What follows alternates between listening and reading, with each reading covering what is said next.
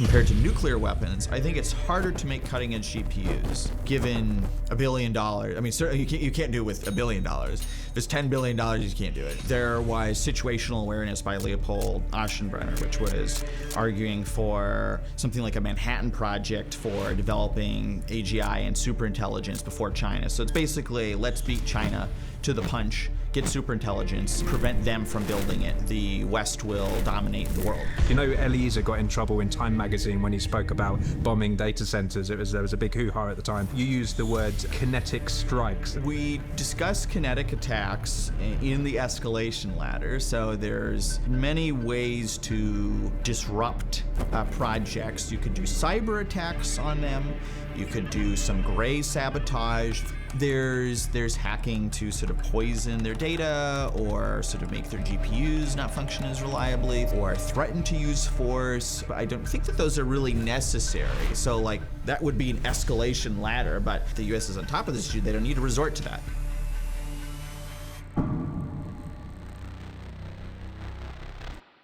Today's episode is sponsored by Prolific. This is Sarah Saab, who's a VP of product at Prolific. Sarah is using the Prolific platform to understand how large language models think by designing the next generation of benchmarks with human participation. We study the benchmarking based on the demographic stratification of the humans doing the evaluations. So you can see stuff emerge in the data like people of this age range think this model is better on helpfulness, but people of that age range disagree. Go to prolific.com. This podcast is supported by Google. Hey folks, Taylor here, creator of Gemini CLI. We designed Gemini CLI to be your collaborative coding partner at the command line. Think about those tedious tasks like fixing a tricky bug, adding documentation, or even writing tests. We built Gemini CLI to handle all that and more. It iterates with you to tackle your most challenging problems. Check out Gemini CLI on GitHub to get started. I want to spend most of the show talking about your very interesting new Superintelligence Strategy paper, which you fairly recently published. So maybe starting with humanity's last exam. What's the story behind that? The MMLU data set, which I made as a graduate student some years ago, was getting saturated. It seemed that pretty much all of the evaluations were getting saturated. So people didn't really know what was going on with AI capabilities. So there seemed to be particularly strong reasons for people just being informed about developments to develop something new. And so I was also experiencing that experts don't really have data sets in them. Like you can't just hire a few experts and they can come up with a data set. They don't have that enough complicated ideas in them. However, I think individual experts might have a question in them instead. So with Humanity's Last Exam, the idea was we have a global effort with various postdocs and professors, each contributing a question or a few questions to stump existing AI systems. And these are questions that they would find very difficult to answer. They would find it impressive if the AI systems could answer them. And this would be approximating sort of the human frontier in some sense of knowledge and reasoning for closed-ended questions where we already know the answer. So that was, so we did that for some months and we got several thousand questions out of that. And I think this will be a good tracker for whether AI systems can automate a lot of the theoretical parts of sciences, whether they can solve difficult analytic questions. Not experimental, like it doesn't, test its ability to run biology experiments. That's more, motor skills, among other things.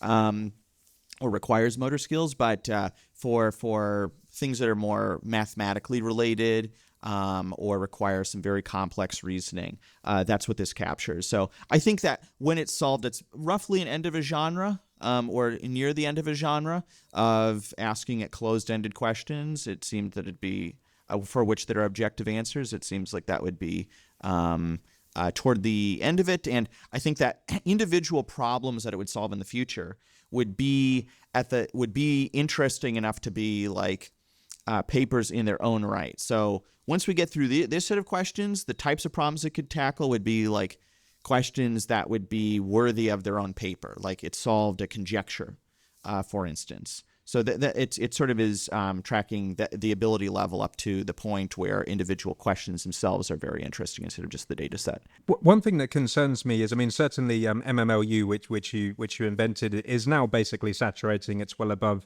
90%, and humanities last exam is resisting progress quite a lot. So I think we're up to about 26% or something like that. And I was speaking to some cognitive scientists this week, and they study cognition in animals. And they have a similar problem. They can see that animals can do certain tasks, but they're never really sure why they do the tasks. And, you know, you almost get this no true Scotsman type thing where they're saying, well, maybe they have this level of sophistication in their reasoning, but maybe that's not enough. Maybe it should be more sophisticated. Maybe it should be more sophisticated.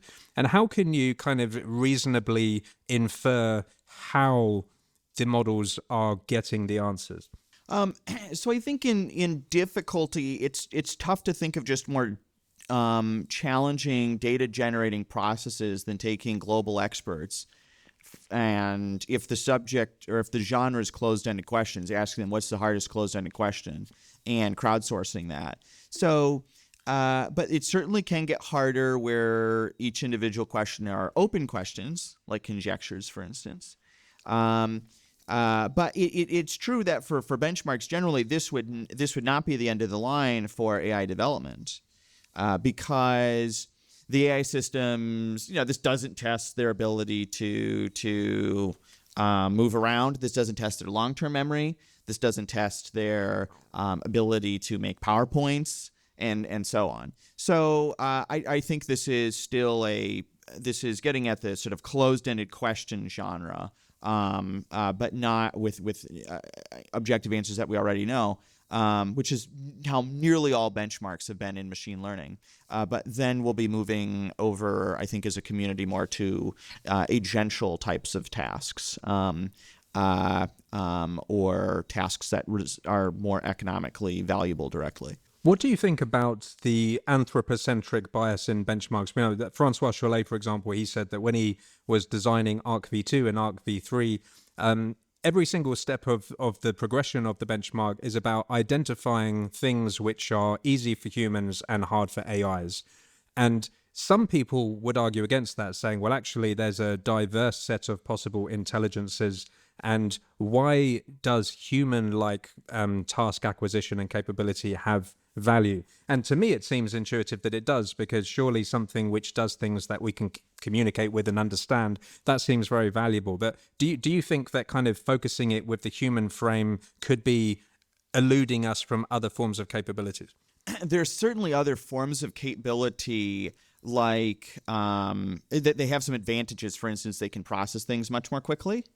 And that could give rise to, I think like MMLU, for instance, no human could do that well on MMLU in particular, because it's so diverse. And likewise for humanities last exam as well. So I think it's, I think a reason for focusing on questions that are hard for humans and hard for AIs is because the questions that are easy for humans but hard for AIs, it's difficult to generate many of them and do it diversely. Often if it's a specific capability, if some people get some specific training data for it, then they automatically have the capability. There can be some pockets where it's harder, such as the ARC data sets, but in general, if you were, collecting, like, count the number of R's in strawberry or in a word, the data set, that will not have much staying power. So I think focusing on difficult things that only a few humans can do, or not that many humans can do, is generally going to be more robust. Can you tell us about your Enigma eval benchmark? Yes, so Enigma evaluation then is a collection of puzzles that humanities last exam is getting individual questions that are tough that an individual with a lot of expertise could solve. Enigma evaluation, you can think of it as like MIT mystery hunts. So MIT mystery hunts are things that happen like over a weekend, and a group of MIT students try to solve this puzzle. There are many steps to it. So in terms of human compute, so to speak, it takes a lot of human compute to solve it. And it takes groups to solve it as well. And there's not a very high solve rate. So this is very multi-step and requires sort of group level intelligence to be able to have a shot at solving it. So we just collected some of those, and I think this approximates longer horizon types of intellectual tasks. And yeah, I don't see that. I don't think that will be solved this year at all. I'd be very surprised if it would be. So I think we have some evaluations that can keep us aware and able to differentiate between models for a while. There are other ones. For instance, we'll soon have out a automation-related benchmarks. That way we're just directly measuring what the automation rate of things are. But I won't go into too much detail about that until that's released. But there's so I think that there's many axes for which the models are actually not doing that well, even though people will claim that that all the benchmarks are saturated or they get solved in a few months, which I think you can create ones that take on the order of a year or two to solve. Yeah, I mean, one thing I was thinking about is, so certainly in Enigma Eval, then we're looking at multi-step creative reasoning. And I don't know whether, again, there was some kind of human-based methodology for filtering and coming up with ideas, or maybe your frame was, I have some technical principled intuition about what the limitations of AI models are, so I'm going to lean in that direction. But more broadly, I'm interested in intelligence and what it is, right? So for me, it's about doing more with less. Right, intelligence is about taking hard problems and making them simple, and stupidity, ironically, is the other way around. It's about taking simple problems and making them hard. And LLMs, I'm kind of quoting David Krakauer here, who's the director of the Santa Fe Institute. He said that LLMs are doing more with more. So they already know everything, right? And they can take these shortcuts, and that's why he thinks they're not really intelligent. And so we're left with this quandary, really, because arguably these entities can take shortcuts and they're not really doing things the way that we are. And when we make more complex benchmarks, do you think that increases the fog of war of how we evaluate these things? I think that they can definitely prioritize some axes that aren't the key bottleneck capabilities. So, for instance, Humanity's Last Exam gets at mathematical ability, but that's quite separate from various other abilities that it has. I mean, it of course is a combination of many different skills, but I think it very much gets at quantitative and mathematical ability. That is not necessarily a bottleneck for agency at all. So in thinking about intelligence, I tend to think about it on like 10 or so dimensions instead of monolithic definition or one key metric. And I think some of these benchmarks just get at different parts of that. So those dimensions would be things like fluid intelligence, like what the ARC stuff does and what Raven's progressive matrices does. There's crystallized intelligence or acquired knowledge, which is what MMLU largely gets at. Does it know a lot about different things? And image classification, is it able to name lots of different species and objects, is also a facet of crystallized intelligence. There's reading-writing ability is its own, and the scaling substantially helped with that. There's its visual processing ability. So like how well can it count things and objects? Can it, or in images, can it discern the latent pattern in an image, for instance? Is it able to generate images with sort of precise specifications? Like, can it like cross out the middle of some different segments? Can it determine the angle? Or determine the angle of different things in an image? Like, is this a obtuse angle or an acute angle?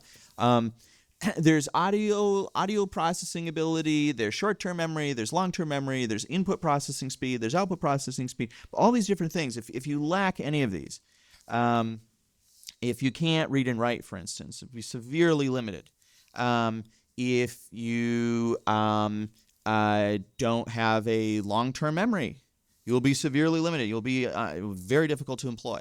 So I think that there are several bottlenecks that these benchmarks don't particularly get at. And so when it gets to 100%, people are, oh, why? Well, we still don't have something extremely economically valuable. And that's a consequence of it just measuring a different facet. Yeah, but hopefully that adds some type of clarity to it. And I think you just have to get all those axes to get something that is human level or at the level of a typical human on cognitive tasks. And that might be, it could be thought AGI.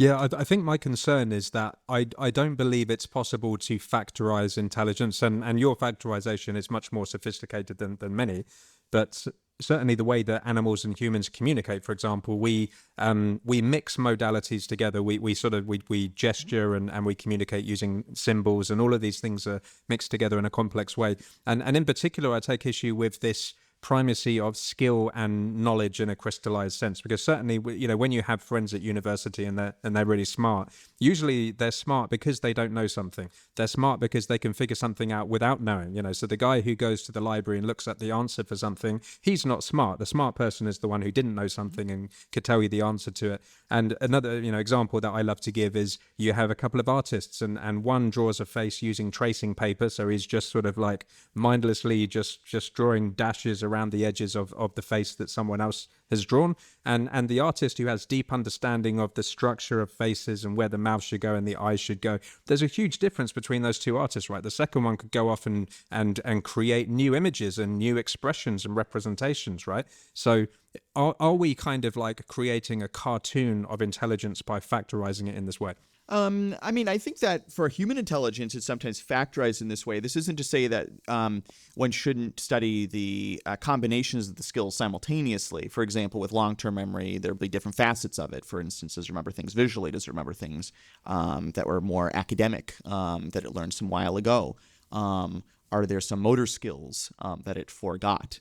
So there can be different facets of these, and I think evaluations can get at combinations of them. But yeah, there is a sense in which one could be too reductionist by looking at those axes. But I think that some benchmarks don't cover those almost at all, and some are claiming that one or are just heavily covering one of those axes, such as like MMLU, which is primarily getting at crystallized intelligence, which is basically the type of stuff that they test for in school. But is not necessarily going to help it, make a PowerPoint or book a flight, or work a random job. So it's important not to have these benchmarks be a lens that distorts your view of things or viewing things in through those benchmarks solely, because it can often leave out a lot of important bottlenecks. So Dan, your work spans alignment and benchmarks and governance, and I guess it's actually fairly diverse threads. What is the thing in your mind that connects all of these activities together? Well, I'll deliberately try to move into different areas on a continual basis, just because that's what's more interesting. So I initially did research, and then there was some amount of corporate, policy and things like that when advising or while advising for XAI. Then there was a focus on sort of domestic legislation, and then geopolitics. And I think right now I'm more interested in political movement-related things. So I think it's largely just to keep things interesting. I mean, not solely. It's guided by being useful, but I think that there's often niches that people aren't trying to bring clarity to or advance or think about from the perspective of AI being a very big deal. So that's a reason for like continually having or operating at the technical, the corporate policy, the domestic policy, or political and geopolitical levels, because it's I think that is also necessary for having like a holistic understanding of things. You can make proclamations. For instance, like you could imagine like giving a speech at the UN and saying, we need, AI that is safe or transparent or something. And it's like, well, what does that mean? How do you implement that? Is this implementable? What's the standard? And so then you need to have a sense of what's legally feasible at the legislative level, what is actually, what's the compatibility with corporate incentives? Is it going to be something they're going to be fighting too much or not? And then is this actually a real phenomena at the AI level, or is this just some vague word? For instance, like so there are many like words thrown around that don't actually track phenomena or are distinct from like general capabilities, for instance, in machine learning, and then you're not actually pointing to anything real. You're just pointing to a vibe based word. So one thing that you spend a lot of time thinking about is potential catastrophic risk from AI, and this is a very kind of emotive and morally valenced objective. And when I saw you debate with Gary and Daniel the other day, I mean, I was struck by how measured you were, almost Obama-esque measured. And the stakes are really, really high. And I guess the question is, like, how driven are you by your moral compass, and how do you keep that under control? So you certainly have to get used to this if you wake up sort of, wow, this is wild or something like that. I used to actually wake up like that almost every day, like around the time of GPT-4. I'm like, oh my goodness, this AI stuff. But I don't know. I think I'll try and strike a sort of more informed concern type of vibe in communicating compared to oh my God. But I don't know. Other people can do that if they want. I'm just temperamentally like very low in neuroticism or high in emotional stability. So like I don't know if like something terrible happens, like it isn't. That doesn't like ruin me or something. Like if something bad happens to me, it sort of is like, okay. So I'm just more comfortable with those types of stressors generally. Yeah. Has this adapted over time though? I mean, have you found that you've had to adopt this measured approach just to scale your efforts, or is it because it's almost become normalized in your mind because you're thinking about it all the time and it's become more analytical rather than emotional over time? Certainly people would, if you'd be constantly reacting like how you first react to things, you might have more of a go look or don't look up type of situation when she goes on the news. So I think it might be, I think that it'd be a combination of those. I think just like here's the probabilities, roughly for people conditioned on like thinking that you're getting AGI by 2030. Here's what people who think that that's plausible would think that the sort of risks are. Here's your exposure to these tail risks. Here are the most efficient ways of reducing those sorts of tail risks, et cetera, et cetera. If you're at 11, emotionally throughout the whole thing, people shut down and get defensive. So I don't think that's prudent or effective. As well as, allowing your own emotions to get hijacked by it. I mean, you're having to deal with a lot of variables here. There are a lot of really tricky trade-offs. So if it's just sort of how, just constant gut reaction and, you're fully involved constantly, I don't think you can make the trade-offs well. Because they directly trade off, like U.S. versus China competition is a direct trade-off to various other safety things. Things that make AIs more controllable now can trade off for, can like give rise to sort of capabilities. Measuring the capabilities of AI systems or tracking those can also help speed them up in some ways. So it's pretty tricky business. And so if there's a sort of if there's black-white emotions brought to the subject matter, as opposed to there being continuity, I don't think one can reason through this. AI alignment is famously difficult. It's one of the most intractable challenges, perhaps, of a generation. And some things that people think of as alignment, like RLHF, for example, I'm sure you would agree with the statement that it's something that makes models behave as if they are aligned, but perhaps it's not really aligning them in the way that we would want to. And, just emphatically, in the next year, I mean, if you could solve a single problem in alignment, what would it be and what impact would it have? I think generally, I think the political problems, the incentives, the giving people things to do that are incentive compatible is where more of the value is at compared to on the technical side. I would guess if there's a way to reliably get them to tell the truth, for instance, or make them reliably honest, that would be, I think that would be very valuable. And it would be solved such that it wouldn't have a severe trade-off, like it wouldn't be much more expensive to run, or it wouldn't tank its performance in other axes, like it wouldn't trade off on its crystallized knowledge, for instance. But I think that would be very valuable, having it be not overtly lie. Because then you could build standards around that as well. I don't think anybody would say, like, if you could make them very reliably not lie, then I think people would, it'd be reasonable for people to make demands that AIs not lie to them. On that, because I've read in your papers about this concept of deception and lying and whatnot. And in a sense, I think you might be projecting mentalistic properties onto AI models. So, that they have beliefs and that they have thinking and so on.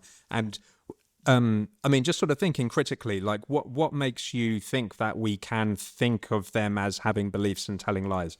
We could take, for instance, the mask benchmark, which tries to measure this. I think if you ask an AI, like, is Paris in Europe? I think that they do have the belief that Paris is in Europe. And when they're telling you that Paris is in Antarctica, I think that they are asserting something that they don't hold to be true in almost any other situation.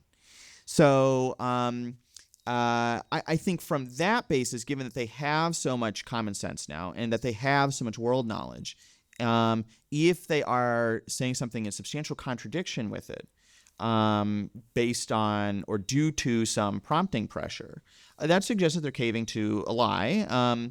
You could say that it's not a lie in some complicated sense because they don't truly understand things or whatnot, but I think it's behaviorally similar enough that if somebody's applying pressure for it to say falsehoods to other people, it's related to lying enough so that I'm comfortable using the label. And like, is it really a belief? Whatever. I don't know. It's that's between you and your dictionary. Another thing you've spoken about a lot is this concept of emergence and also scaling paradoxes as well. So there's beneficial scaling when it actually is accurate and it does what we want it to do, and of course there's harmful scaling when it's dishonest and it becomes misaligned, and those things happen in quite interesting ways. But maybe let's just start with the emergence thing. Like, what does it mean for capabilities or values to emerge? For capabilities to emerge, I mean, we see it sort of all the time, where the model, you let it train for some months, you harvest it later, and then you see what's it capable of.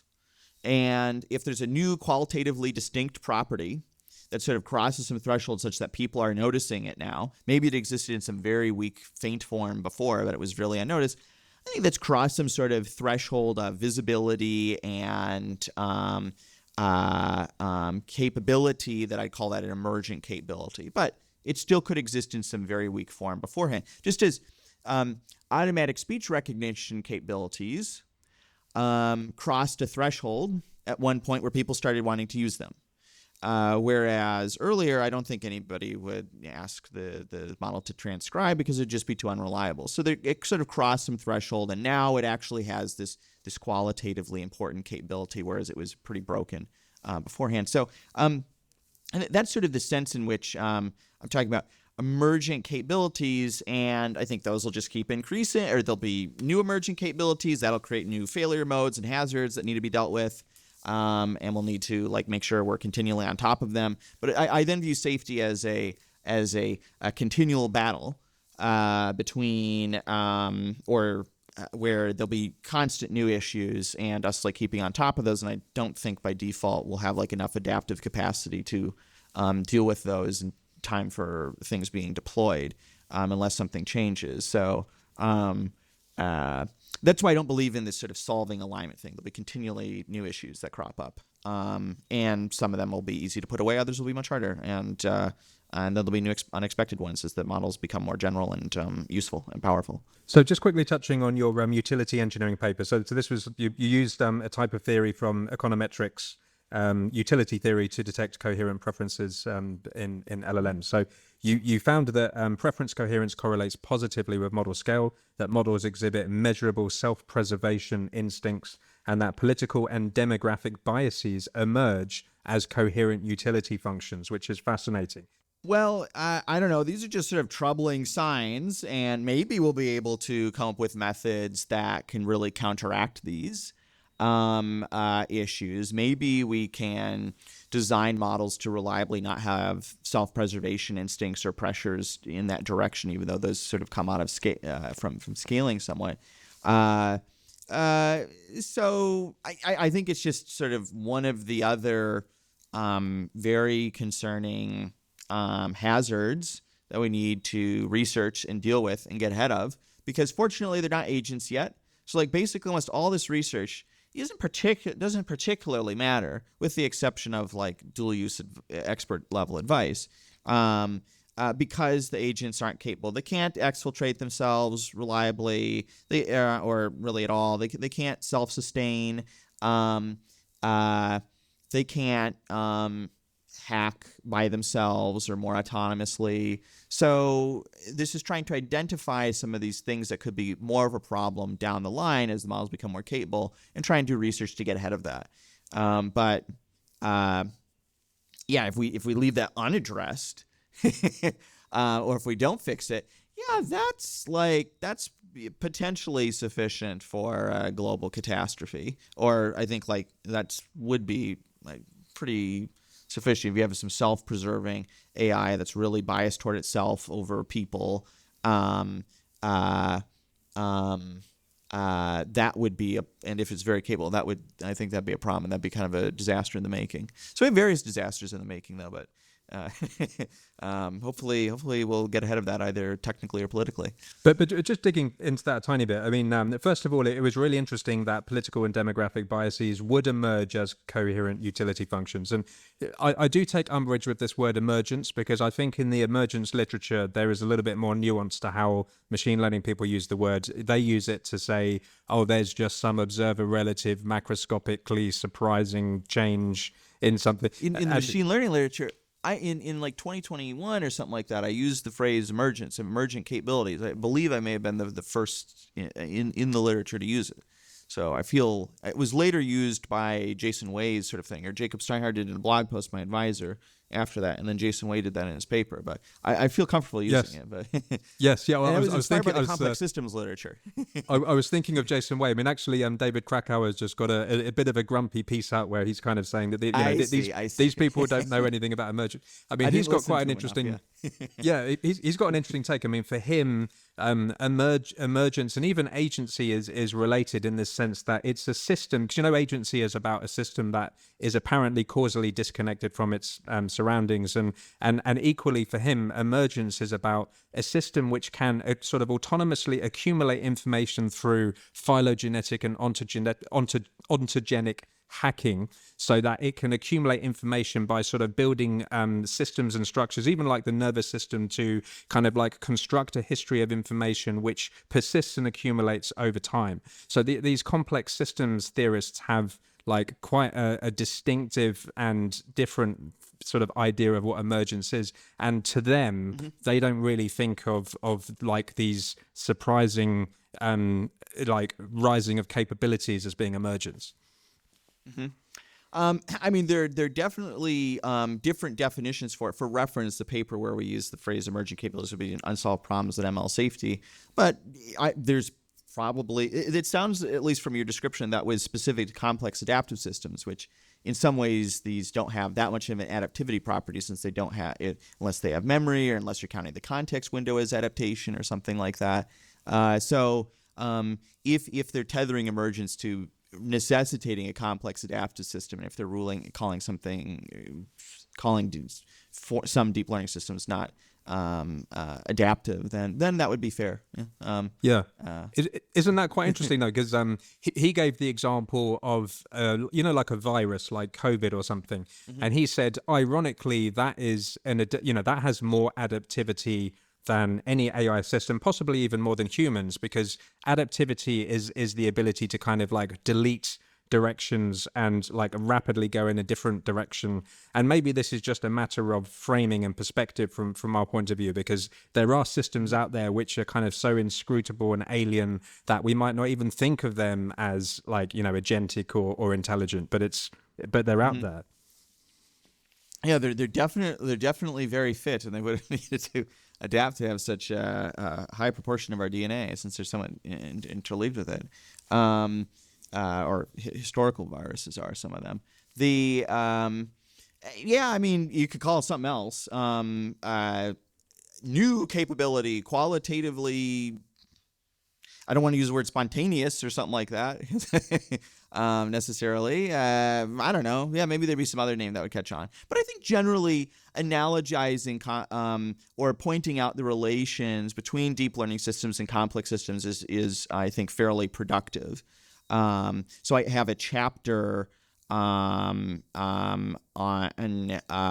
where I'm just relating for some pages, I don't know, maybe it's 30 pages or something like that, of AI systems to complex systems. Like, what are ways in which they have these nonlinearities and weak connections, and some of these feedback loops in some cases, many of these hallmarks of complex adaptive systems, or just complex systems. And I think that's a more productive analogy than almost anything else. I don't think printing press is as productive. I don't think social media is as productive, or just being like electricity. I think complex systems tries to abstract what are consistent properties of complex systems, and then if you learn about that, then you can just apply those directly to AI. So I think people acting like it's not a complex adaptive system, I think that gets them in trouble, because then they engage in category errors. They think that you can solve problems with it once and for all, and that's usually doesn't happen with complex systems, because they keep evolving and they've got new failure modes. You can't totally control them for all time without knowing what they'll evolve into. It also makes mechanistic attempts at understanding things. It makes that less likely to be productive, or it limits how productive that can be. But do I infer from what you're saying that we shouldn't think of AI as being a similar type of adaptive complex system? I mean, do you think that if AI was sufficiently enmeshed, and I know you believe it will be deeply enmeshed in human society, do you think it could have some of these like highly adaptive properties? Yeah, I mean, it would be a lot faster too. Like, its clock rate would be, yeah. So I think when it has memory, I think it will be a lot clearer to this sort of spatial, or that it's causally connected across time, or in the philosophy literature you call it like a space-time worm. And that's not really a property of them currently. So that would make other sorts of properties of it come align and or be the case, and the analogies would be stronger. But yeah, I think if people are interested in complex systems, I have to highly suggest it. It's a nice little sort of thinking upgrade. Wonderful. Well, Dan, so I've just read your Superintelligence Strategy. Now, you wrote this with Eric Schmidt, the famous Eric Schmidt, and of course Alexandr Wang of Scale AI, and now at Meta, because Zucker's just brought him on, probably paying him lots and lots of money. But seriously, Dan, I thought this was very well written, and you are a strategist, because this is kind of what I was saying about the emotional thing. You are kind of quite clearly designating all of the possible outcomes and strategies, and what would happen in this situation and what would happen in this situation. So regardless of anyone's position at home, I do highly recommend you read this, because I thought it was really, really good. But could you kind of like give us the sketch of the paper?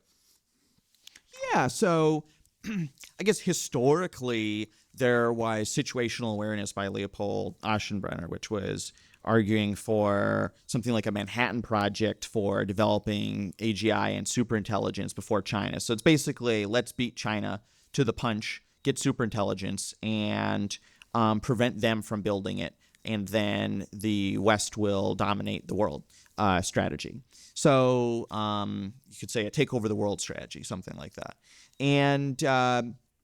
And I think that has some issues. In particular, it just doesn't think through the game theory or some of the second order consequences. So if the U.S. does the Manhattan Project, let's say Trump gets AGI pilled. We've got to set a new project up in the desert. We're going to go to Nevada, or we'll go to New Mexico or wherever, and we'll build $1 trillion data center there. And we're going to bring some of the top talent from all these labs. We're going to pay them. I just think this has many issues. One is this would be extremely escalatory. So China wouldn't just be like, oh, they're going to build superintelligence, and as written, they're going to use it they'll have a superintelligence. They'll prevent us from having a superintelligence. They'll have monopoly on intelligence and these sorts of capabilities, and they could weaponize it against us. Oh, carry on. They would feel extremely threatened by that. By a very concerted effort, if it's trying to do that in a short amount of time, or if it's more plausibly on the horizon. This would cause them to do a similar type of project. And what would this actually work? Well, you have information leakage issues, for instance. So if you're wanting to do that, you're going to need to convince those AI developers to go out to, do their last years of labor out in the middle of nowhere. It would need to just be like Five Eyes countries people, or people who can get security clearances. So it'd need to be people who are not easily extortable, for instance. So if they're Chinese nationals, they're probably more extortable because they often have family at home. So what are you doing with that talent? A lot of them want to be plausibly in the room where it happened. They don't want to be left out, so they'll probably go back home to China, and then they'll work on the competing project there. Now, they're a substantial portion of the talent base, so I think you're shooting yourself in the foot if you're just saying, oh, it's only people born and raised in the U.S. who can work on this sort of project, and they're all going to work in kind of unpleasant conditions. This wouldn't be secret. There's almost no way this would be secret. China would certainly would very likely know. Such projects would be sabotageable as well. So it's sort of, I think there's some key, if you're saying, well, we'll have it just be an industry or something like that. Well, then you're not going to have good information security. You're going to have insider threat issues if people are extortable. You're going to have other classic computer security issues, like they're using Slack. Slack is very easily hackable. They're using iPhones. iPhones are very easily hackable. So you can know what's going on there. So you're not actually having much in the way of secrets. So it sounds nice. But I think secrecy was very much an advantage for the Manhattan Project, as well as having much more of the talent that can't go to other countries as easily. But I just don't think you have that. So there are ways in which AI is analogous to nuclear weapons and chemical weapons and biological weapons and some of these dual-use technologies. But I don't think the Manhattan Project is one of those things that's analogous. So, so what this paper then is like, well, so what is this sort of strategy? I think that the prospect of a superintelligence being imminent is extremely frightening to different actors. If it's imminent or if they have it, either way, or if it's being in the middle of being developed and it's arriving in a few months, that's extremely frightening if you miss out on that. So what do they want to do? They will either want to prevent such projects or they will want to steal it. And so that looks like sabotage, for instance, for prevention. So how would they do that? Well, they may have some insider threats who could do some type of sabotage to sort of disrupt this type of project. They could do things like, say, snipe some of the power plants corresponding to the data center. Now your data centers don't work. They can do that from some miles away. Was it China? Was it Russia? Was it a U.S. citizen? It's fairly unclear. There's a lot of ways they can have low attributability to prevent this sort of thing from happening. So this is a I think that the fact that information, you can't do a secret project really well, I think is a substantial barrier, and then also the sabotageability is a substantial barrier, as well as how offensive and nuts you seem if you're saying we're going to build superintelligence and it's going to be explosive. Like if you're using superintelligence in a thick sense, I think this would be destabilizing. China would reason if the U.S. controls it, then they could weaponize it against us and we get crushed. Or they don't control it because they lose control of it in this process, in which case we also want to prevent it. Either way, we want to prevent it, provided that they take this AI stuff seriously. And the U.S. would reason the same about China. And Russia, which doesn't have a hope of competing, would definitely be wanting to prevent each other. And I think similarly for other nuclear states and other states that have substantial cyber capabilities. So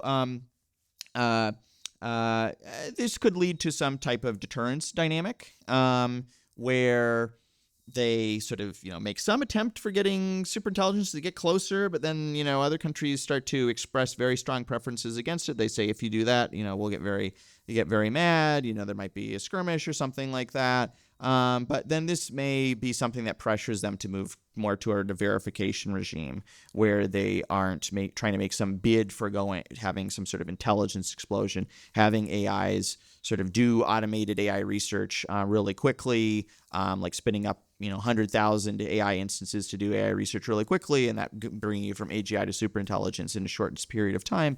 I think that's a key dynamic. The extent to which it's destabilizing. I think that strategy needs to keep that in mind. So there may be cooperation, but it may be through coercion by saying we're not going to allow for this type of this type of trajectory, or you to make this bid for global dominance. And that could give way to something more multilateral and provide some strategic stability. So overall with the paper, we talk about three parts. In the nuclear era, we had deterrence through mutual assured destruction. They don't use nukes because we can hit them back. They don't do the in this case, this is kind of like preventing Iran's nuclear program in some way, that nobody's wanting each other to get like the nuclear bomb first. Or like a huge stockpile of nuclear bombs first. So there's preventing that from coming into existence. In the nuclear, we also had non-proliferation of fissile materials. We didn't want fissile materials being spread to rogue actors, and we didn't want people having a poor man's atom bomb. That would be very destabilizing and cause lots of catastrophes. And then we also had containment of the Soviet Union in the geopolitical competition between the two. And I think for AI, we also have a deterrence thing. We also have non-proliferation, in this case, of AI chips to rogue actors like North Korea or Iran or adversaries through export controls. And we also have competitiveness with China. Instead of it being containment of the Soviet Union, this would be competition with China. And how do we improve our competitiveness? Well, we want to be, we want energy for AI data centers. We want secure supply chains so that if Taiwan is invaded, our AI chips aren't cut off. We want secure supply chains for robotics. Because if there is a U.S.-China conflict, then a lot of that supply chain is currently in China, so we're very vulnerable. So those are some basic things to improve competitiveness. So it's making competitiveness not be, let's be the first to build superintelligence, which is what the sort of Manhattan Project strategy pushes toward. But instead, its competition is more, market share in the across the globe of people using your AIs as opposed to Chinese AIs, and your supply chain security instead. So that's kind of what's in the paper at a high level. There's lots of other specific things in there, like assuming high levels of automation. What are ways that you distribute power? What are things about AI rights? What are reasonable alignment targets that are actually implementable compared to vague philosophical words like dignity or something like that. So we'll touch on a lot of those in the expert version of the superintelligence strategy. But hopefully that gives some sense of its content. So it's trying to, for all the key questions, we'll try and have some answer to what to do about AI and what to do about superintelligence. Yeah, I mean, I guess one of the main things is this analogies thing. So as you've said, we use analogies like electricity. And I think that's quite a good one, actually, because as AI becomes enmeshed into society, imagine how hard it would be to shut down a power station. And this is part of the loss of control thing. It's just going to be everywhere, and it's just not really something that we can just quickly shut down. But it's also been compared to software or even an operating system by Andrej Karpathy, the printing press, for example. And like the thrust of your paper is saying, actually, guys, we need to use the analogy of nuclear, right? Fissile material is analogous to chips. Yeah, or more broadly, for analyzing this in a geopolitical way, it's useful to model this as nuclear, chem, and bio. They're all dual use. Fissile materials can be used for nuclear weapons. They can be used for you can use nuclear technology for energy. Chemical can be used for chemical weapons, or chemicals in the economy and biology as well can be bioweapons and can help you with healthcare. So for all of those, I think it's like that. They're potentially catastrophic dual-use technologies, and I think when talking about geopolitical strategy, I think that's a productive analogy. Yes, but on the dual use thing, there's another interesting analogy with nuclear. So I was doing some reading about this, and apparently there are 12,500 warheads in existence and only 436 nuclear power plants. So there's been an explosion which has been kind of biased towards the negative sides of the technology. Do you think that we'll see a similar thing with AI? That the limitation, you could have a much smaller nuclear stockpile certainly more of the spending is on the weapons side, and I think that made it scary even and created some chilling effects for using it economically.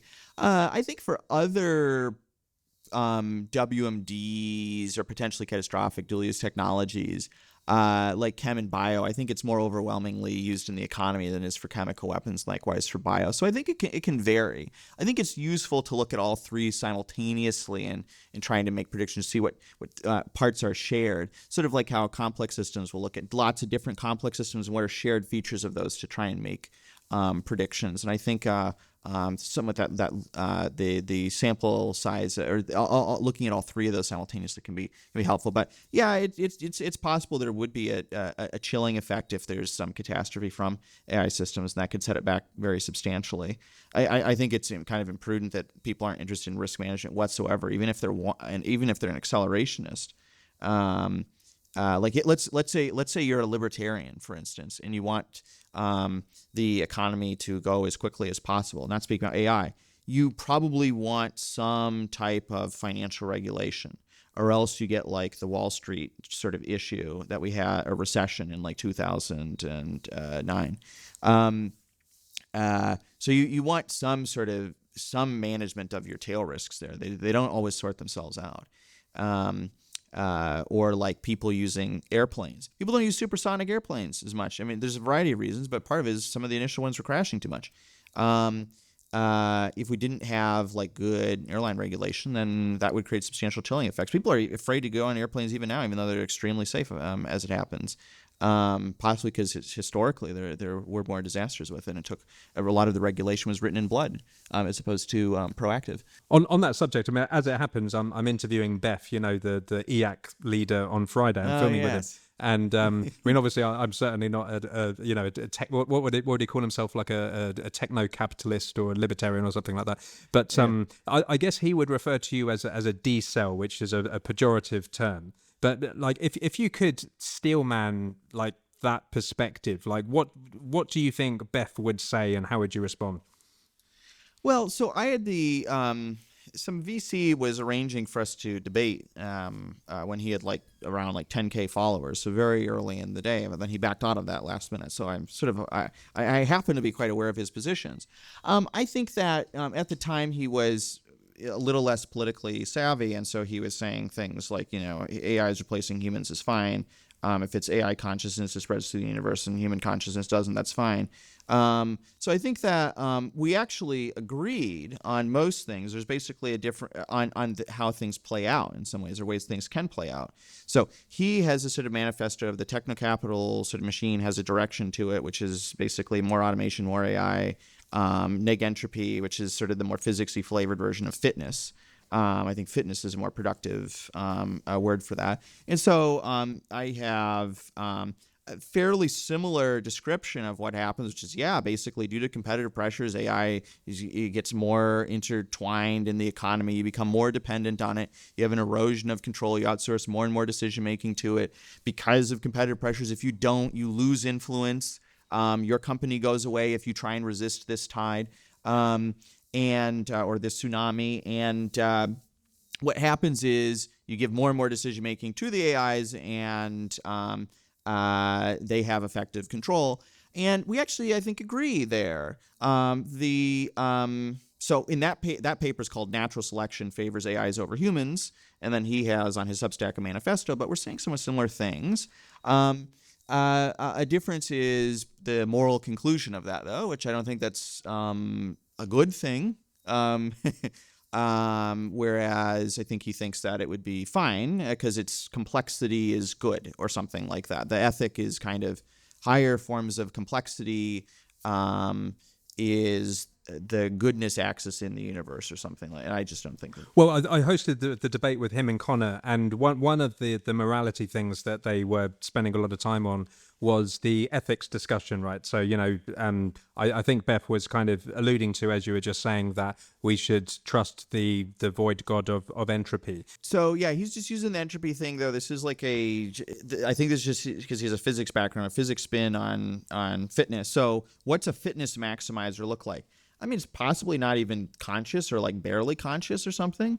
It's just as I spread myself through the universe and take up as much space-time volume as possible.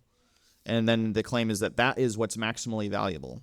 Something that just like kind of is blindly eating the galaxy. So I don't view that. That doesn't seem obvious to me that that's a sort of maximization of value at all. I think people humans having positive experiences, pleasure, happiness, this sort of stuff. Pursuing projects, raising kids, these sorts of things are valuable. And I don't think a sort of blob that expands itself throughout the galaxy as quickly as possible, that it's conscious or barely conscious because that eats up resources that can be used for further self-propagation, is the peak of value at all. So it's a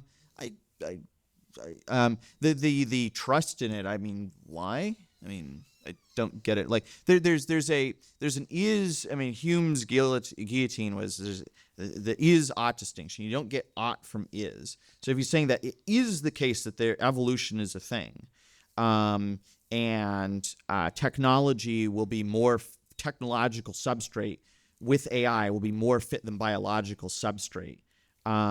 In various competitions. That seems true. That doesn't mean that that's a good thing, or that we should just let that happen.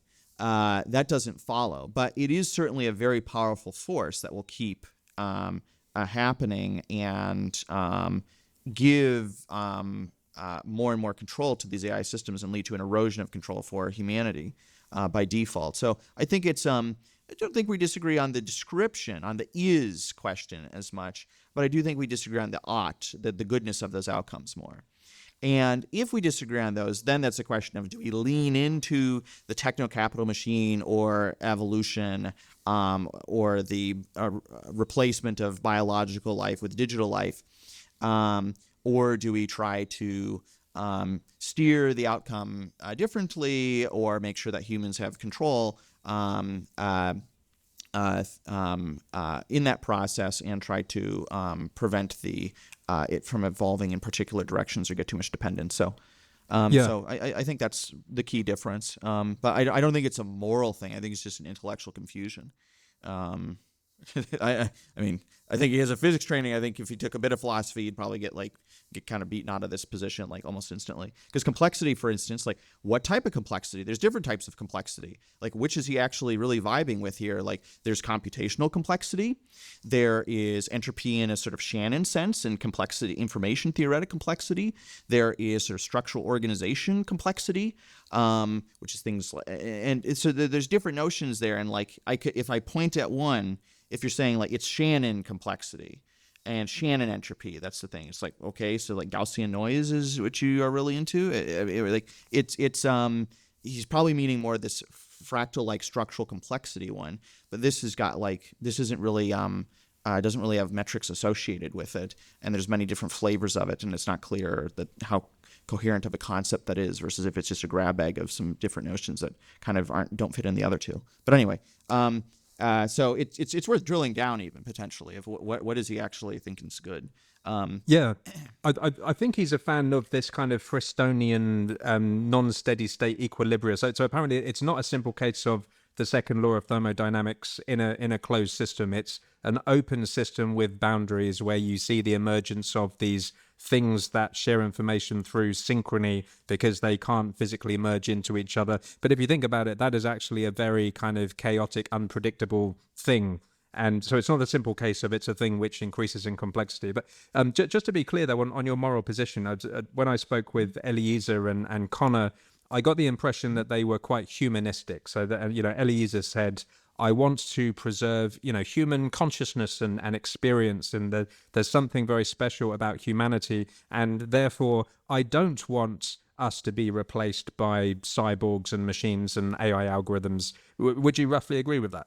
I think that any of these sorts of like cyborg type of things, you can postpone those sorts of discussions. This is in the Superintelligence Strategy, what to do about AI rights, what to do about some of this post-humanism stuff. Just no, like you can have discussions about like substantial human augmentation and things like that at a different time. I think having humanity survive in the next few decades is more the objective. Maybe you postpone that discussion like 500 years from now or something for these like, cyborg humans or human uploads or whatever. So I'm not saying that like, I have not, so I'd be on team human here. I don't like shutting down debates entirely, but I think I'd postpone. I would postpone a lot of these sorts of for instance, this post-human stuff. And I'm sort of flailing about and speaking somewhat imprecisely, just because I haven't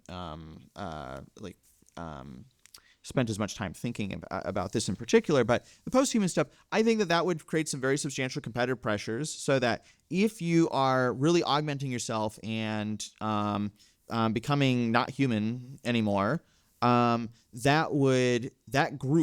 that do that would become much more influential and much more powerful, and the rest would be really outgunned and not have influence. So they basically need to align with that process, or they will be sort of left behind, or no longer have resources given to them potentially, because they wouldn't have any way of protecting themselves. So I think that's a route that would be very reasonable to close for an extremely long time, while we're just getting used to having AIs doing our bidding, provided that we survive to that point. So those are totally different discussions for a much later time. I wouldn't totally. And maybe we would just keep indefinitely postponing that. But I think the sort of posthumans, it's up to people's rights if they want to become cyborgs and things like that. That's I think in the long term equivalent to giving AIs rights, or giving artificial entities rights, and that would probably give them a lot of power and ability to take over and completely outgun humans in short order. But what do you think is going to happen to humans? I mean, one of my greatest fears is not so much that humans will lose their ability to think and be creative. It's that it's already happening, basically, even with current AI. And the core thesis of your paper basically is that we used to have labor, and that was the means of production. So it could be economically valuable for people to use their labor and to do some productive task. And now you're saying that actually it's just AI chips. So chips are going to become the thing that. Yeah. Well, sure, but what happens to us, right, when the value of our labor becomes worthless? Well, so you lose all your bargaining power, so you had better bargain beforehand, or that's a key part of one's bargaining power. You can't say we're going to go on strike. You can't do that anymore. They'll say goodbye. That doesn't work anymore. And if there's a question of weapons, for instance, like who can manufacture more drones is going to be more powerful here. So, like humans with guns versus drones, I think that's kind of an easy one. So where's the power imbalance matters quite a bit, and how you set up your society is important. If you set things up so that humanity is first, so that they're prioritized and the power is distributed among them, for instance, like they have some of the compute and they get to decide how that's like used, and they can like sell that, for instance, that gives them some leverage. What happens to that wealth that's generated? Are they getting it, or is it going to some group that's just hoarding it, for instance, or the people who happen to own the data centers in the year 2027 or something like that are the people who get all the spoils? So these are political problems that people need to be engaged with to make sure that there's reasonable benefit sharing. But I think there's very little work done in thinking about what these policies could actually look like. So I'm sort of gesturing at some. I think that there are outcomes. Imagine that some of that power is distributed, and some of that people keep getting money and don't starve and things like that. I think you could imagine a society where people then can choose to live their life in a variety of different ways. They could spend their time doing some types of activities. They could raise kids. They could play video games a lot. This and that. There are different ways people could live their lives, and they would have different. A multiplicity of values could be actualized, and AIs could be enabling these types of experiences. So that's a possibility, and you would possibly want as a societal norm for the sake of autonomy and people being able to experience these different types of ways of living, to make sure that people still have skills and don't just narrowly fall into one of these tracks of living and can't participate in any of the others. So there'd be an incentive for preserving human cognitive abilities and willpower and autonomy. So I think that there are positive sort of future outcomes. I think people can, people have sort of difficulty thinking that it's going to be we either die or we're just blissed out, in a VR thing or something like that, or we all fall through the cracks or something economically. But I think there's a I think there's a path where we obtain a multiplicity of values and people still have autonomy as well. Yes, I mean, I do worry about AI. I think it's already ravishing the university sector because so many kids can just use ChatGPT, and I think collectively we need to screen people away from using AI, at least for a small amount of time, so that they can actually think for themselves. And, like some accelerationists might just say, well, we don't need to think anymore because the machine's going to do everything for us. Not sure about that. But I mean, coming back to your paper a little bit. So one of the core concepts, extending the analogy to nuclear weapons, is this concept, we have mutually assured destruction. And you extended the analogy to talk of mutually assured AI malfunction, right? And I guess this assumes that the threats are still detectable. I'm not sure what would happen, when they became decentralized and went underground. But also in your introduction, you had something which piqued my interest. Eliezer got in trouble in Time magazine when he spoke about bombing data centers. There was a big hoo-ha at the time. And you used the word kinetic strikes as a form of AI sabotage. But George Carlin would have loved that sanitization of the language. But the fact of the matter is we're here in 2025, and this is now like a completely normal and reasonable thing to say. So we discuss kinetic attacks in the escalation ladder. So there's there's many ways to try and disrupt projects. You could do cyber attacks on them. You could do some gray sabotage of cutting wires for data centers or power plants, for instance, or with lower attributability. I mentioned, for instance, like sniping transformers. there's hacking to sort of poison their data or sort of make their GPUs not function as reliably, things like that to sort of slow them down. There's covert and overt ones, and there's higher in escalation ladders where you threaten other things like economic sanctions, or threaten to use force, or there's other forms of kinetic attacks, such as airstrikes, but I don't think that those are really necessary. So like that would be an escalation ladder, but I think if states are on top of, such as the U.S., if the U.S. is on top of this issue, they don't need to resort to that. They can do much more surgical, covert or gray in terms of attributability, or gray or low attributability types of actions that are less escalatory. So I think that the shorthand of airstrikes is that sort of is I just don't see that as necessary, provided that there's some preparation. Yeah, and of course, you spoke about so many strategies. So, one potential strategy is the Manhattan Project and the US achieves dominance. But then, in a sense, the US has a target on its back, right? Because they've developed this incredible capability. And what then? Would we need to move our data centers all over the place and hide them and away from population centers and so on? Yeah, I mean, I think if one has short timelines, it just isn't in the cards to do a big secretive project in a way that isn't extremely escalatory. Because if you wake up China for this, then I mean, another thing is they would also potentially create some sort of Manhattan Project, and I don't know, they might be better at it. They would probably have better information security for it, and they might have they'd at least have a big chunk of the talent.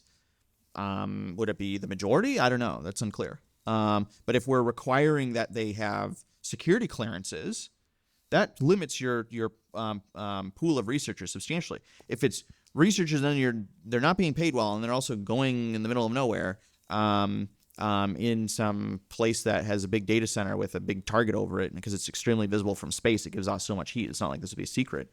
You're putting yourself in harm's way as well. I don't know. That doesn't sound like an attractive proposition. So I think it's a bit self-defeating. I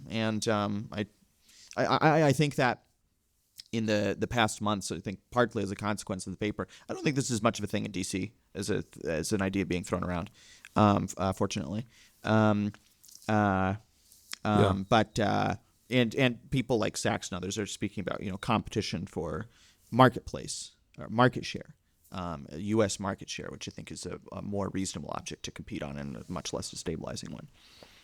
Yeah, I mean, another thing that struck me is essentially right now, AI is not that difficult to make, right? So the algorithms are just doing stochastic gradient descent, and they're using transformers and data, and almost anyone, I mean, any nation state would be able to create this capability, right? In one of your papers, you even said, I think it was a 96% correlation between the amount of compute and the capabilities. So doesn't this, how the hell can you, I mean, obviously you can control supply chains and whatnot, but what's to stop any nation state from just building this?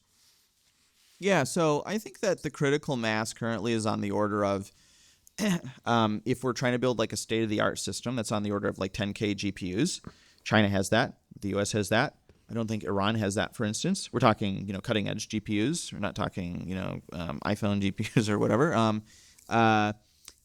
So I think you would try to have more responsible actors or states that respond to incentives better, being ones with GPUs, and ones that are more rogue, like North Korea, not getting those. So you want ones that are more deterrable. You can't. I don't think Russia has that many GPUs, for instance. I think it'd be difficult for them to put together a sort of competitive project. I think also the competition is not just having the smartest model as well. There's deployment capabilities, not just model making capabilities. So we can see that the AI model providers limit the amount of videos that you can make. This is because of compute limitations in part, or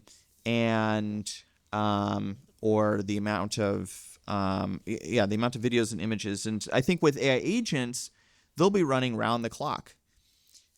if they're sufficiently useful.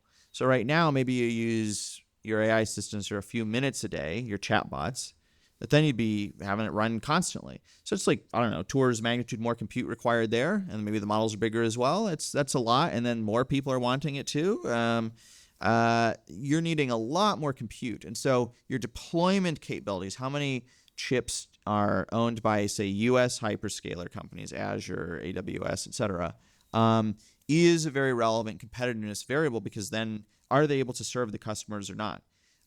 China, if they have less than 100,000 GPUs, they can't really serve that many customers. So even if they can make somewhat capable models, that doesn't mean that they'll be necessarily capturing many of the economic benefits that AI can may provide, provided there's into catastrophe. That's a different important axis for competition. I think people are thinking of the smartest thing, but I think having the smartest model is the most important thing. But for economic power, it's quite different. But I think you said that when the real Manhattan Project was undertaken, around the time of the Second World War, it cost the US something like 4% of GDP, because they had to be first, right? They had to control this technology, and for such a kind of generational technology, 4% of GDP doesn't seem that much. And of course, you can explain perhaps why Taiwan has such a moat around building these chips at the moment. But if it is of such catastrophic importance, don't you think many nation states would be able to create this capability? Well, so it's going through TSMC or South Korea. So 90+% of the value add of the compute supply chain is in the West and its allies. The only other real competitor here would be China. They're not that competitive in manufacturing these chips at the cutting edge, like many of their recent chips were using surreptitiously through TSMC. So there wasn't good enforcement or blocking there. So it's pretty difficult to replicate that entire, what is an extraordinarily complex supply chain, all domestically. So I don't think I think compared to nuclear weapons, I think it's harder to make cutting edge GPUs given $1 billion. I mean, certainly you can't do it with $1 billion. If it's $10 billion, you can't do it. You could probably do a nuke with $1 billion, provided you need power in other sorts of ways though. But I think that cutting edge GPUs are harder to make than nukes, or than it is for enriching uranium. So I think it can be more excluded compared to other types of potentially catastrophic dual use technology inputs, or WMD inputs for short. So I'm personally a little bit skeptical about whether we are on the path to creating superintelligence, although I certainly agree that if we ever did create superintelligence, I mean, everything that you've written in the paper, assuming that we do create superintelligence, I think it's absolutely spot on. The question is whether we are on the path. But I was also struck by thinking that many of the things that you've written about in the paper apply even if we don't create superintelligence. I mean, could you reflect on that? How much of it is relevant if we don't? Yeah, so part of the deterrence thing is you may try and deter other forms of using this. I think like competitiveness is relevant. Like, what are strategies for competitiveness is relevant regardless of whether a superintelligence is technologically feasible soon or not. I think generally, if AI is very powerful but it's not superintelligence level, you don't want random rogue actors having access to certain expert level virology capabilities, for instance. Nor do you want them having much leverage by them being able to get lots of GPUs necessarily, if it becomes more of an instrument of power. So I think that those still hold. And the deterrence part is not even specific to superintelligence necessarily, but other types of destabilizing capabilities that AIs could give rise to. So you may also get deterrence later on for not using AIs for specific types of weapons research, like say more nanomachine related, but now we're speaking, much farther out. So I think that it is broader than that. In much the same way that the nuclear strategy of deterrence, non-proliferation, and containment was also robust to many of the details that kept evolving. Yeah. I'd be interested in the sort of, are you thinking that it'll be tough to get AI that has the cognitive abilities of a typical human, this decade, or what's the what makes you think it's not as feasible, or why we're not on the right track, or yeah? Yeah, I mean, I feel that scaling large language models will not lead to AGI. I think there are quite a few things that we have cognitively that LLMs don't have, and a lot of that is I'm an externalist. I think that a lot of the effective computation doesn't happen in our brains. I think it happens mimetically. I think it happens culturally, and I don't think. I mean, I guess I believe in principle that we could simulate the entire thing in a computer, and maybe there is like a lower resolution abstracted version which would capture enough of the dynamics to produce intelligence. But roughly speaking, I'm skeptical about superintelligence, particularly skeptical about recursive super intelligence, recursively improving superintelligence. Maybe we could touch on that, because I felt that you were giving a great account of what recursive superintelligence would look like, and also the scale out version of that. So what would happen when we have a superintelligence which could be copied and multiplied 1,000 times? But what I didn't really get from reading it was why you believed technically in principle it was possible to have a recursively improving intelligence. I think we already have the AIs helping or influencing AI development in a recursive way of partly automating some code, helping design the chips, helping cool the power plants, helping label some of the data, doing the constitutional AI related type of stuff. And it's in weak ways though, but the recursion thing that I think is particularly explosive is if you can close the loop by taking the human out of it, and then you can go from human speed to full machine speed, and you don't have that impediment anymore. I think if you assume that you have human-level AI researchers or world-class AI research AIs, then you just copy-paste those. And I think that that'll be technologically feasible. That isn't to say that it's a natural implication of training the AI on more pre-training tokens and doing a loss function trick. You may need some extra algorithmic ideas. That isn't to say it wouldn't. I would still guess it's nearly entirely deep learning, though. But I think you need some other things taken care of, like, for instance, memory. For this externalist picture, it needs memory to inherit some of that culturally computed wisdom and information. And that capability is not particularly developed in my view. So I think we need that. Maybe we'll need some other sorts of things before it has at least the cognitive abilities of a typical human. And then after that, you're needing it to be pretty smart. You're needing high fluid intelligence. You'll need to be crushing, those ARC questions as an example. And you'll need some other sorts of things for it to be a sort of human-level AI researcher. But I think that's feasible. There's certainly a question of when. I do think there are some bottlenecks that would need to be resolved for getting there, and it's not the algorithmic ideas today plus bigger computer is sufficient.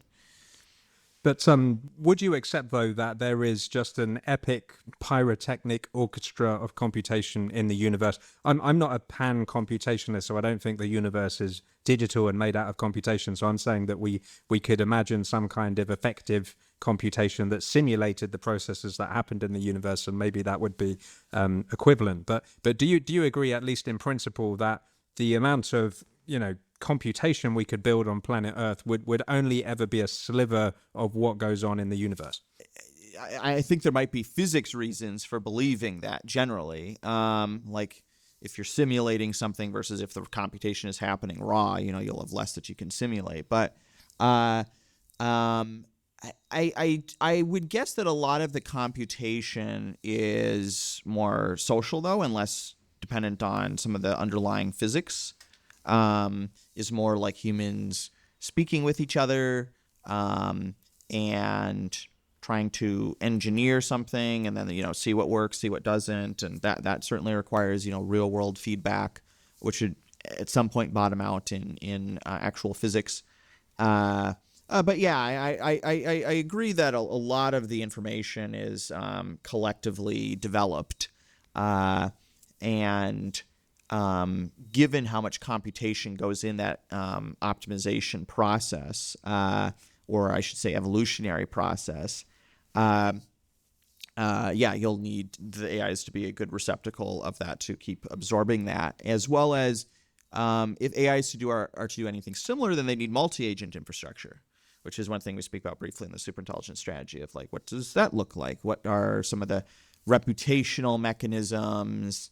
What are ways that they can establish trust in their communication so that they can, so that humans can trust them and so that they can coordinate with each other as well.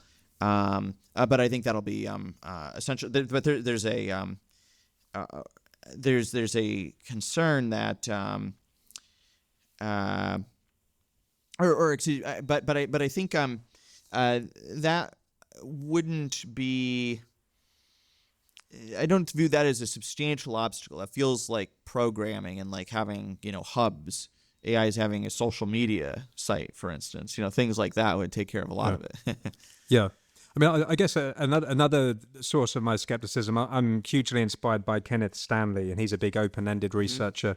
And he had this paper out talking all about what he called fractured and tangled representations. So when you dig into the representations of neural network models, they don't really factorize the world in a parsimonious way, the way we do. And maybe I'm being anthropocentric here. Maybe I'm kind of hanging too much weight on the way we think about things. Our brain is made out of spaghetti, basically. So, maybe it's a bit of an illusion that we have these kind of factored representations. But certainly, I think from an agency point of view, this is important, right? Because right now, we talk about agents as being LLMs wired in an autonomous loop that can use tools. And to me, agency is more than autonomy going in a predefined direction. It's the ability to set your own direction. And what happens now when we build these, quote unquote, agentic AIs is that they don't do any, certainly when they set their own direction, they don't do anything particularly valuable. They require supervision constantly, certainly in terms of setting a new direction. And that makes me think of AIs as a kind of cultural technology, a bit like Photoshop or something like that. So, a very creative graphic designer could use Photoshop and make beautiful images, whereas like a complete noob using Photoshop, it just wouldn't, that they would just reuse the same effects and they wouldn't create very beautiful images. And in a sense, like AI sans humans is kind of like that, I think, because it doesn't have these very deep factored, representations of the world. Would you kind of agree with that? I think for the current technology, yes. They have all those sorts of limitations, but for it being agential, I think it will need to get better at planning and maintaining state across long periods of time, and then it can pursue some of these sub-goals in this sort of in a vague, open-ended, underspecified goal, and have that add up to something.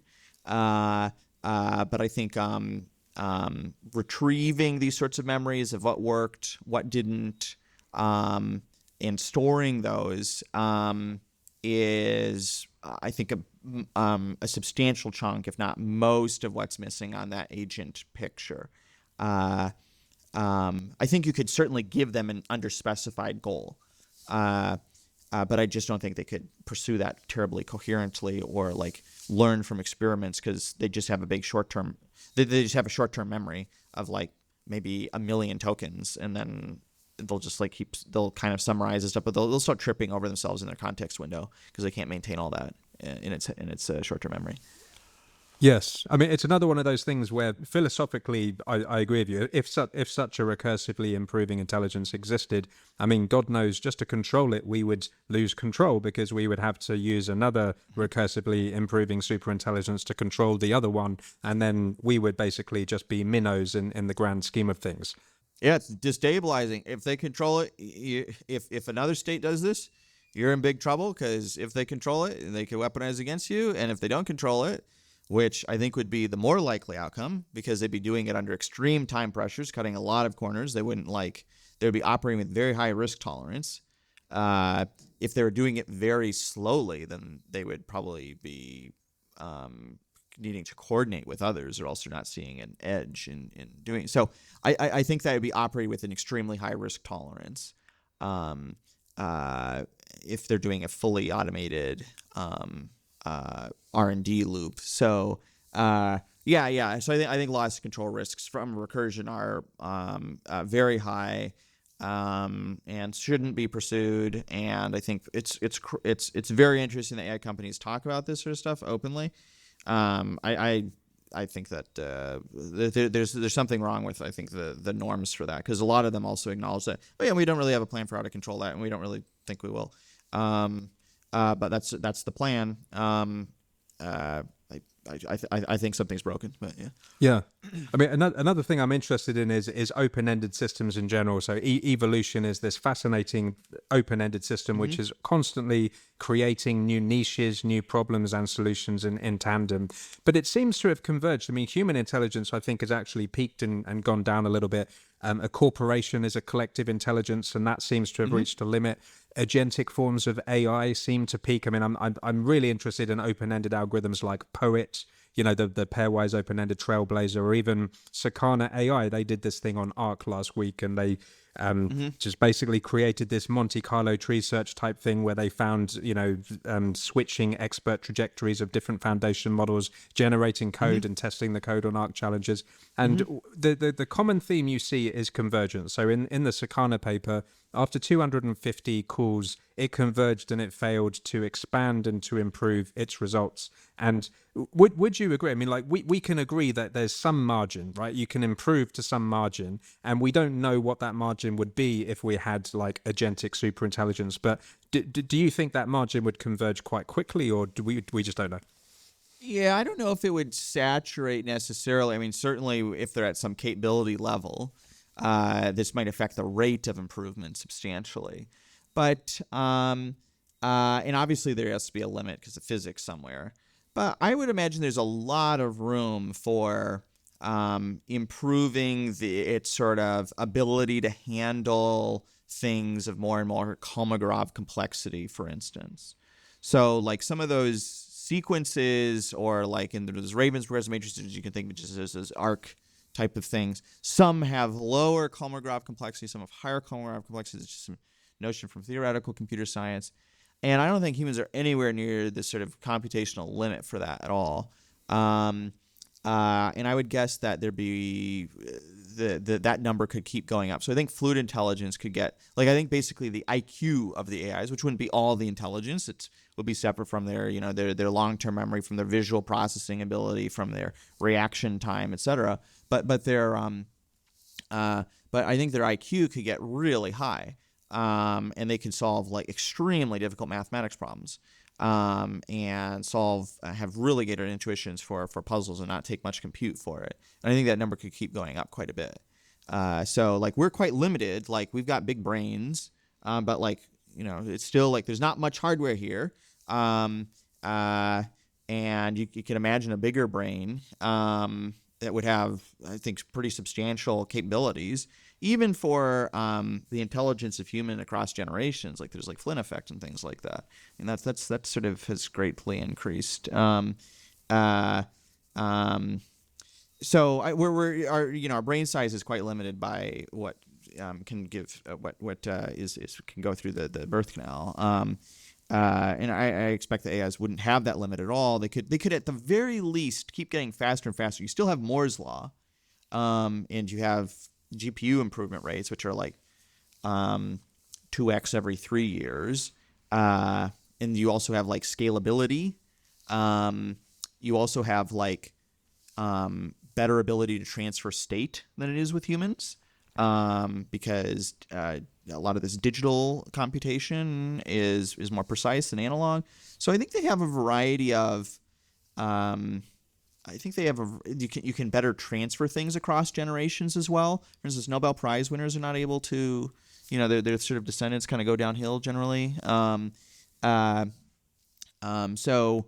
think that they have some pretty substantial advantages that could really compound and accumulate.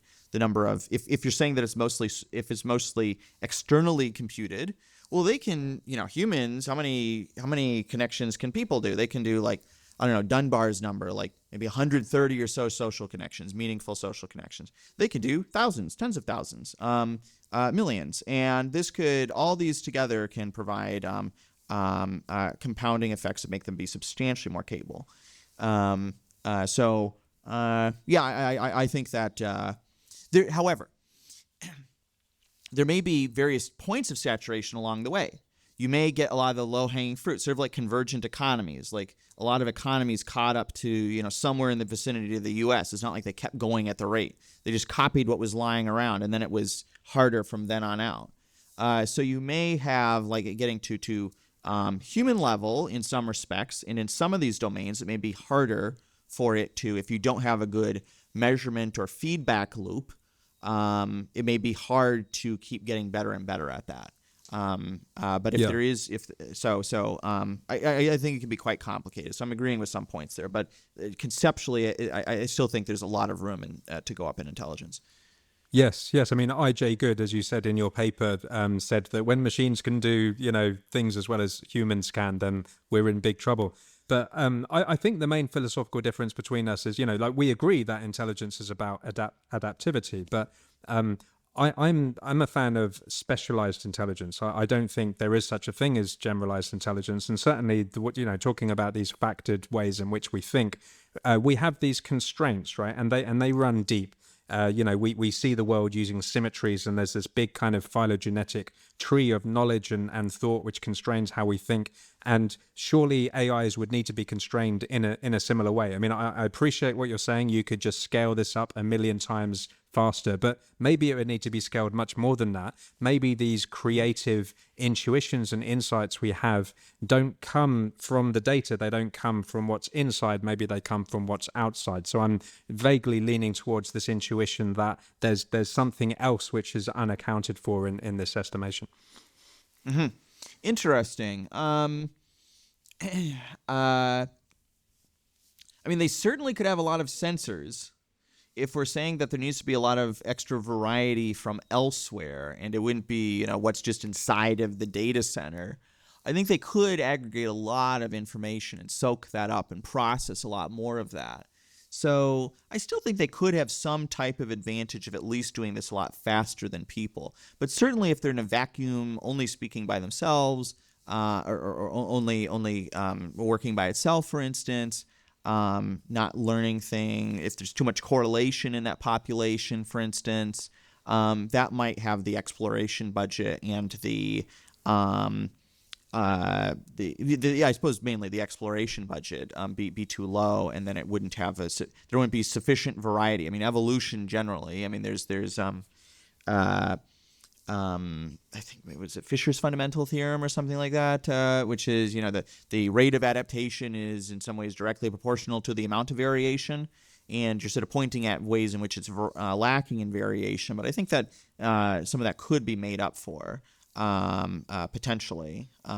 It could at least have the sensors that humans have, and more. Yeah. Another very interesting thing in your paper, because when I think about AI risk in general, we've thought about this a little bit on the show before, is in terms of stability and destabilization and the relationship between offense and defense. And you use this term offense dominant, and you were saying that a destabilizing force would be like, if the AI is offense dominant, then the defensive side of the equation couldn't catch up. Because at the moment, if you imagine our kind of state of affairs, we have a kind of Nash equilibrium, right, where there are these countervailing factors on the offense and the defense side. Can you tell me about that? Yeah, so I think the offense-defense balance varies a lot by domain. Potentially, like many information battles, it might actually be, like, for instance, like debates about the world might be a bit more defense dominant, which would be a reason for things like free speech. Meanwhile, other things might have more of a duality where an increase in so for instance, really expert level or really competent computer security teams might experience more of an offense-defense balance, where something is identified, we patch the vulnerability very quickly, and so the attackers keep up with the defenders quite well. In other domains, like the software for critical infrastructure, there's more of an offense dominance or attacker's advantage because a lot of the software just doesn't get updated quickly. There's interoperability constraints. The software developer is no longer around. The software was made 30 plus years ago. Nobody even knows that it's there. Things of that sort. There aren't there aren't strong enough economic incentives for doing this. There are uptime requirements, and so software on critical infrastructure for various forms of critical infrastructure is more of a sitting duck. And there you don't experience a good offense-defense balance. Likewise for bioweapons, certainly we have medicine, but we don't have cures for everything. In fact, we spend a lot trying to find cures for many sorts of diseases, and and ways of addressing certain viruses. So it's not necessarily the case that there's a new pathogen and we'll just find a cure, a day later, and it will be mass proliferated across the globe and everything's taken care of. So there is a substantial delay, and so it is more offense dominant there too. And there are ways you can imagine the attacker having a really substantial advantage, like it propagating throughout this society before anybody's showing symptoms, and lacking various monitoring mechanisms. We're kind of sitting ducks for some of those. So it varies by domain. I think some parts of cyber, there's a good offense-defense balance. Other parts of cyber, there isn't. Bio seems pretty offense-dominant. I think this affects whether you want to propagate the technology. If it's potentially catastrophic and offense-dominant, that's something you want, basically if it's a WMD, like the WMDs today, that's not something you want to give to everybody. You don't want to give everybody a nuke to make everybody safe. That's not how it works. It's people constraining each other's intent, and some people just won't have their intent to be that constrainable. Meanwhile, other things like defenses, like home security systems or fences or whatever, you'd want to propagate more. So I think that should affect the attitudes for specific types of AI capabilities as well, of what's its offense dominance. Maybe that could change across time. Maybe you could improve critical infrastructure so that it has more of that offense-defense balance. And then you can propagate AIs with fewer and fewer safeguards. Say the economy gets a lot richer. And then GDP, or the world gets a lot richer, GDP is higher. Then states are more willing to spend money on preventive measures for bioweapons. They're willing to have more far UV things. They're willing to do more wastewater monitoring, etc. And that makes things more closer to there being more of a balance, or at least it not being having as much of an attacker's advantage. So you may want mass proliferation of these AI capabilities a bit later once you have some of those safeguards in place. Yeah, so another thing I'm very interested in, which you've spoken about in the paper, is this concept of loss of control. And Connolly, he uses the term fog of war, to talk about just as the layers upon layers of complexity builds, there's this complete illegibility that builds. And in a sense, we already have that now. I mean, I do think that the AI we have today has the same problem, right? But it's not quite as extreme. So systems at Google are very complex, and that's why the market rewards Google engineers. They get paid an awful lot of money. But you're talking about what happens when this gets taken to the extreme. And you gave 3 examples. So you spoke about self-reinforcing dependence, irreversible entanglement, and cessation of authority. Can you explain what those are? Yeah, so this I describe at more length in the natural selection favors AIs over humans thing. But yeah, there's a way in which we are becoming more dependent on these AI systems, that we're starting to cede more of our decisions and cognitive processes to them, and that there will be more and more pressure to keep doing that without any clear limit. At the economic level, you versus a company that has AI systems that are just better at you than it, that one's going to win because those will be cheaper. As well as at the military level too, there's a very strong incentive to for instance, make the drones more autonomous because they can be jammed. The signal jamming makes them a lot less effective. So make them, autonomously move around. And so these pressures will keep up such that we'll just voluntarily acquiesce a lot of power in society to these sorts of systems. And if we do it at a rate or where we aren't actually in control, that could be concerning. What does control exactly look like? When is it too much? When is it too irreversible? That's a problem that we have to keep track of. There's different outcomes. One is where you've actually just sort of lost control, and like you can't stop it, you can't reverse it, you can't bargain with it, or you can't substantially steer it, and your fitness as a species is just collapsing as a consequence, or your livelihood evaporates.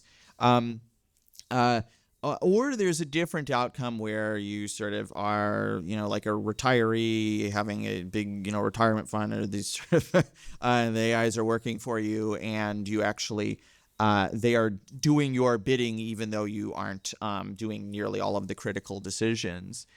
So those are different outcomes for it, and it could be insidious or subtle as to whether we actually are having some of that counterfactual control versus whether we wind up in an unfortunate situation. So I think at least one thing that can help with this would be if AIs are better at forecasting or foreseeing outcomes of consequences. If we train them to do that, that could help make us more prescient and avoid some of the these outcomes of extreme dependence and an erosion of control. But that wouldn't be sufficient for it, but that would be helpful for seeing farther and knowing what we're getting ourselves into. Wonderful. Well, Dan, this has been an absolute pleasure and an honor having you on the show. Thank you so much for joining us today. Yeah, thank you for having me. This is fun.